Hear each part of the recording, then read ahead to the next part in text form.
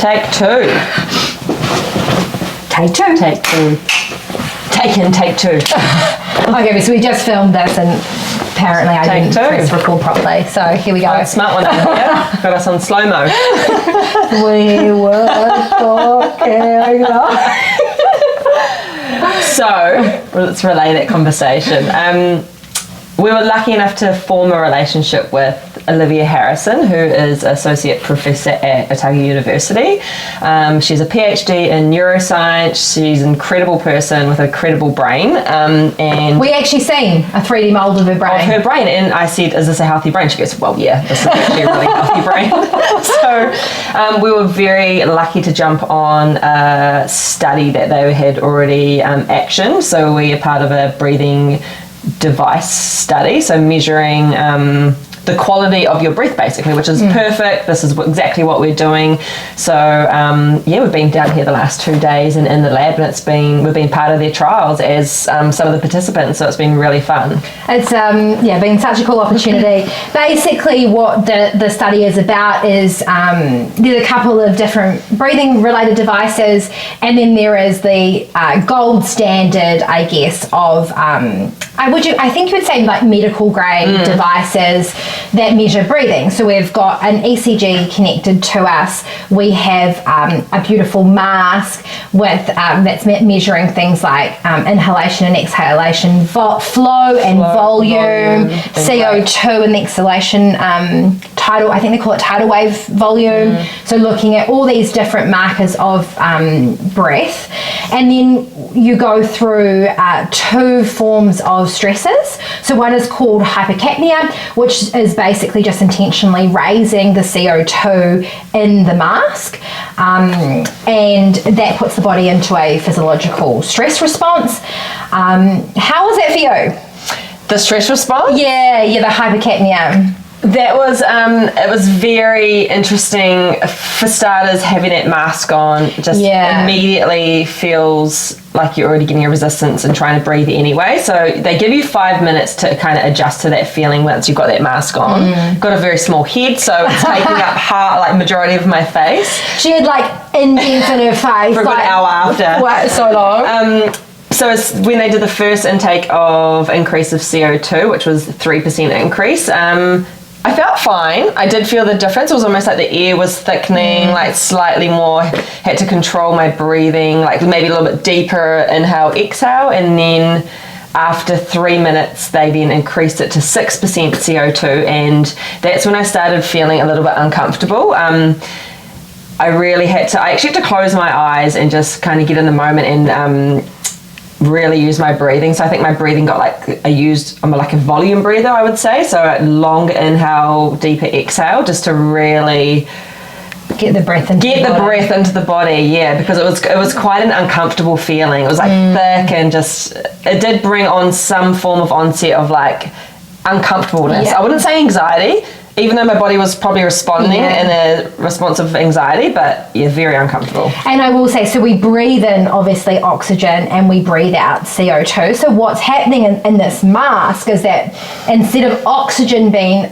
as available, you're breathing in more CO2, but you're also expelling the CO2. So you're not actually being able to get rid of the CO2 in the air, and that causes this physiological response in the body. And what was your experience?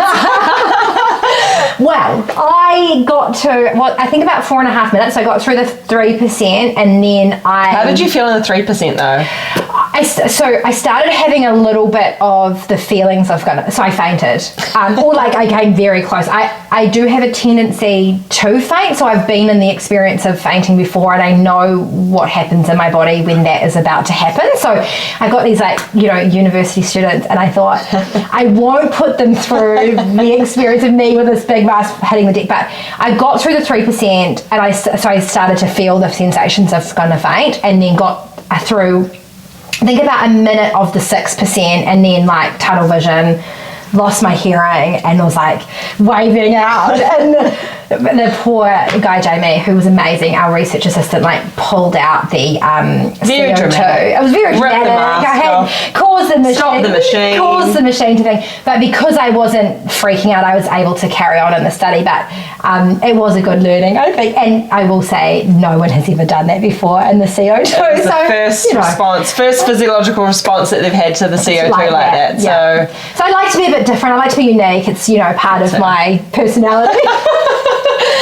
So once we got past the hypercapnia or the elevated CO2 response, you do a bit more calm, like you calm the breath down again, and then you do hyperventilation, which is just like your own like controlled stressor. So it's increasing the rate and the volume of breathing. It's more the volume. So he's kind of getting you to, so it's facilitated, and the researchers doing a guided kind of hyperventilation. So he's, telling you to slightly increase that depth, and then if it's not quite meeting their markers, then slightly, increase further. So he's fully guiding. You're kind of like, you can breathe either in and out of your mouth or in and out of your nose. I was doing nose, but it's like, it's like, so it's not, I got to nose and then out the mouth at that point. Yeah, I was like, okay, I really need to get some depth here, so I need to go, out the mouth. So it's not necessarily about like speed, like really fast and really, it's about that like volume, right? And I expected them to make you go fast to hyperventilate, but it wasn't that at all. No. So I actually felt, so that was them bringing on a stress response in the body. Linked to the way that we breathe. But I actually felt very calm doing that hyperventilation, because it was like a very strong, steady, mindful, deep volume in how you exhale.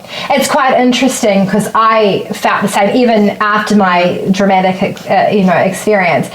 Like I find connecting to my breath a really meditative thing, right? Like I was just sitting there, like wanting to close my eyes and like even no matter kind of how you're breathing. When you can focus on that and like control the flow and the rhythm, there's almost a calming sensation even in a stressful environment, right? Yeah. Like with this thing on your face and like quite claustrophobic, really. Yeah, that was the issue to push past. Yeah. So then after that second phase, we did another like kind of 5 minutes of rest, and then the study was kind of officially over, and we have this amazing array of I think it's like 10 markers of